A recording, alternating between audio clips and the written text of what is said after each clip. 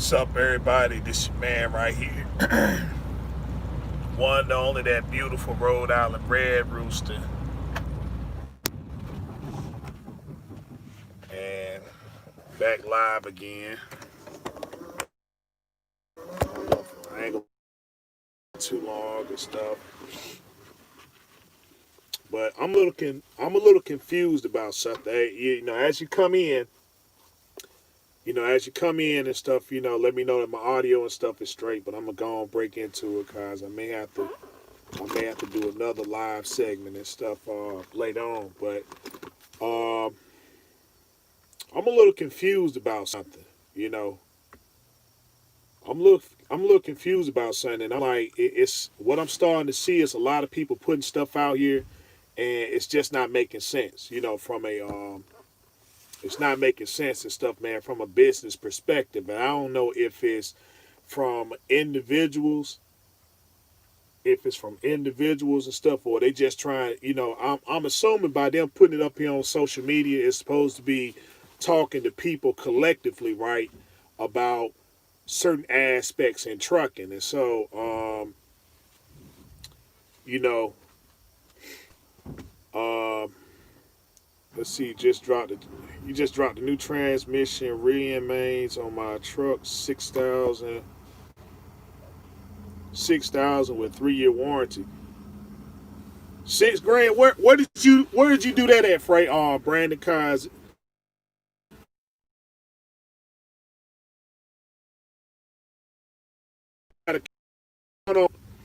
Just like I said at the opening, it's just a lot of people are putting stuff out here. It's a lot of misinformation getting put out here and stuff, right? And I'm trying to understand what's the meaning of putting the information there, right? If you don't have any science to sustain what you're talking about, is it from an individualistic standpoint, or is it from the industry? Richmond, Virginia. Hey, listen, Brandon. Hey, when you get a chance, pass me that. Pass me that. You went to Transaxle got a. Okay, well, you know what?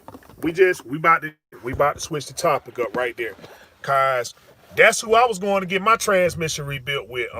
It's two transaxles and it's two transaxles in North Carolina. They got one in Raleigh, the other one in Charlotte, and I was going to the one in Charlotte, and another shop was going to, because to my understanding, the transaxle in North Carolina, you got to take them to transmission. They don't have a shop, so they just got some shops that work with them, and they drop the transmission, then they take the transmission to transaxle, fix it, and then send it back, and then the people that's at the shop do the R&R.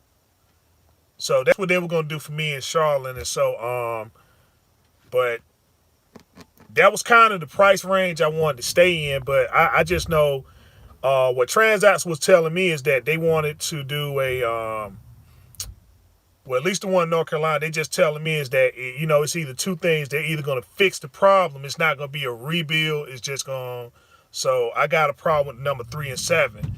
And they just going to fix the 3 and 7 and slap it back together and stuff like that. And then the people just had to do the R&R. So I didn't think it was going to be that expensive, cause for six, for 6 and stuff, they got transmissions on the shelf and stuff like that. And then I guess with the R&R and stuff like that, everything put together. It took them 2 days to do it. Okay. Hey, look, so did you go to a shop and then they took it to Transaxle, or did Transaxle do everything there at their shop?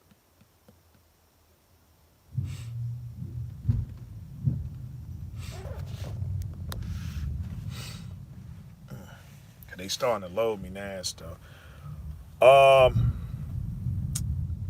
but I guess we're gonna be kind of bouncing back and forth between the transmission thing and the confusion thing and stuff, right? Cause somebody had posted up on Asian Miles channel, right, where they got a paid off truck, and they said they make more money as a company driver than they do as an own operator in a paid off truck.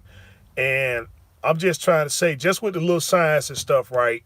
Just with the little science and stuff that I'm gonna put out there and stuff. For instance, okay, the truck's paid off, right? So that means you don't owe anybody anything. Transaction did everything. Okay, all right. Hey Brandon, get with me and stuff. Pass that number along to me, guys. I'm gonna go and slide mine in there too and stuff. If they did it in 2 days, then shoot, hey, I can spare 2 days, cause I was giving these people a week, but it was under different circumstance or whatever. But I could definitely spare 2 days. It's not gonna kill me, you know. But you know, this guy says, and I'm starting to hear that a lot too and stuff where they talking about I made more as a company driver than I did as an own operator with a paid off truck. And I'm just saying I don't understand how that science works if the truck is paid off. Like for instance, I'm doing a load right now, 171 miles paying $1,200, right? So if you're a company driver making, let's just say 50 cent a mile, if you're making 50 cent a mile to make $1,200, you have to do 2,400 miles in order to make $1,200 at 50 cent. So, tell me how does that make sense and stuff. So if I'm doing this load at 171 miles, right, making 1,200. So if I take this load and I just do this load all week long, right? I just do this load all week long and stuff. I just run, let's just say I just run 4, right? I just run 4 and stuff. That's 4,800 gross on 171 miles. On 171 miles and stuff, so you figure both ways and stuff like that. 171, multiply that by 4, and then run the fuel mileage and stuff at 5.5 to the gallon, right?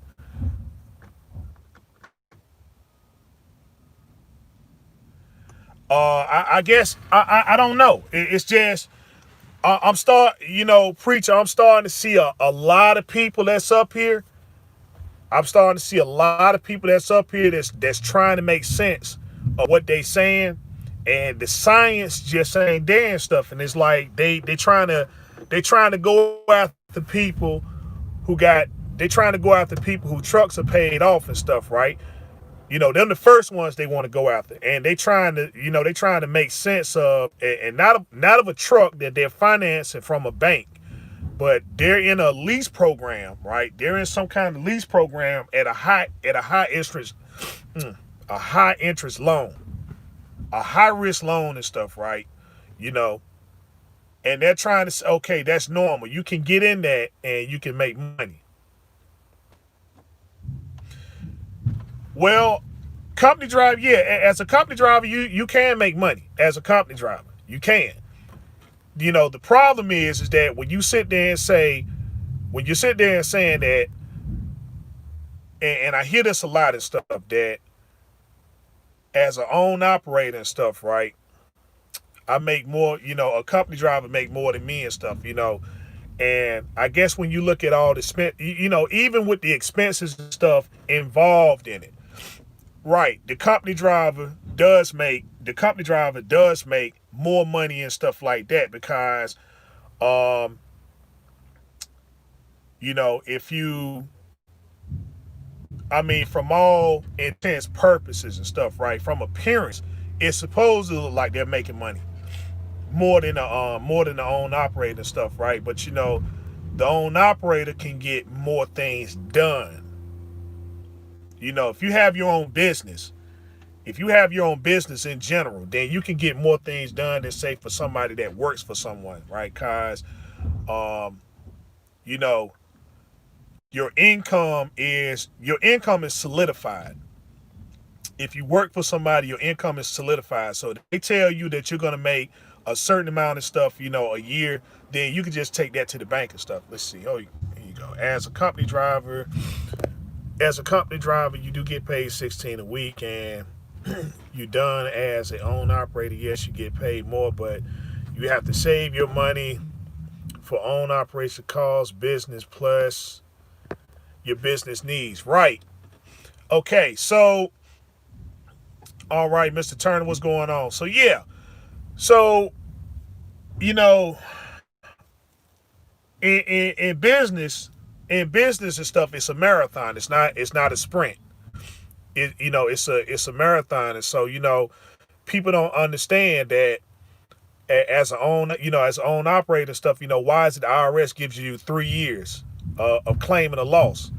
Because in 3 years you're going to claim a loss whether you're profitable or not. So even if you're profitable, you know even if you're profitable in a sense, like let's just say all your startup costs, right? A lot of businesses will break down your startup costs. You see what I'm saying? To where you have to pay it monthly, because if you had to pay it all in one hit, if you had to pay it all in one hit, let's just say you go and buy a truck, and your truck is $150,000. You're going to buy a brand new truck. Okay, the company that the bank or whoever is giving you 5 years to pay the truck off. But let's just say that wasn't there. Like, okay, you want this truck, it's $150,000. So if you're starting up a business, then you're writing off that loss right from the get-go. You're writing up that loss right from the get-go. So if your business is only going to be if you're only going to be making in your business what I'm gonna say on the high end 300,000. Say you're doing 300,000, so you already got 150,000 that you got to write off as a loss just for your truck, and then you got everything else involved in it. Your insurance and stuff. You get your insurance. Let's just say they don't do financing. We want all our money up front, right? Then you pay that. All that's a loss too, because you can't claim it as a profit because you need it in order to start your business. Permittings, all this other stuff, trailers. And if they were to say that we're not financing nothing, you got to have all the money up front, right? And you paid it, then it's gonna take you at least 3 years and stuff to recruit and put yourself back in the black. So if anyone says that you're profitable in the first 5 years, really, if you're saying that you're profitable, then you're lying to yourself. It's something you're doing incorrectly. It's something that you're doing wrong. Your CPA can tell you that. You know, I net over 3 grand a week, but I pay myself 1,050. I make more as a company driver, but I got to say just in case. Yeah. So see, you know, let's see what you got. I'm paying my driver between 15 to 18 weekly, and he has no worries. Okay. Yeah. So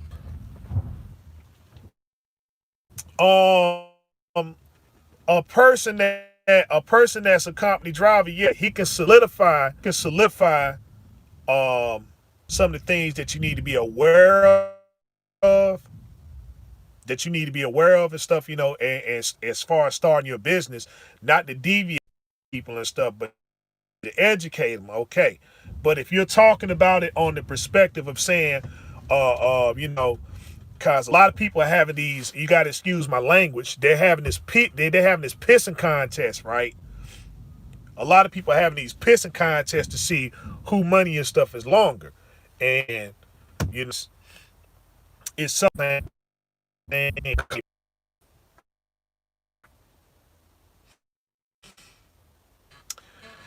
Uh, okay, we back live. All right. Sorry about that. My connection stuff kind of bad. But it just made me think about where I used to be, where I am now and stuff. And it's like, it's a lot of mistakes I made, cause I got fired from one company from believing in what they were saying about this no non-force dispatch. You see, and so for a long time I was upset with the company when I should have been upset with myself and stuff. And so I'm like, but had they not terminated me and stuff, it made me kind of put my plan in motion and stuff about how well do I understand the industry. And so some things I said I wasn't gonna do anymore and stuff. I said I'm not running any more Midwest stuff. I'm gonna be strictly East Coast stuff. And so when I got fired, and I got hired on with Road Run. I put my science and stuff into practice, and I seen that, well, my science was correct. And so I'm like, well, you know what? It's no sense of me being upset with this company over here that I was running cent per mile, right? You know, and that, I was under a company driver policy. Like, well, okay, we only pay you once a week. You can't get no advances and stuff like that. I had to do 2 weeks for, they could sit on it for 2 weeks before they cut me a check. And so you're operating very dangerous under those type of conditions and stuff. I'm very leery of people who take the money that, especially as a contractor, that you on this and you render over a service to somebody. Then once the service and stuff is one shop, you can't go to a shop and talk about, okay, they're going to do the work and stuff, but then I'm gonna pay you 2 weeks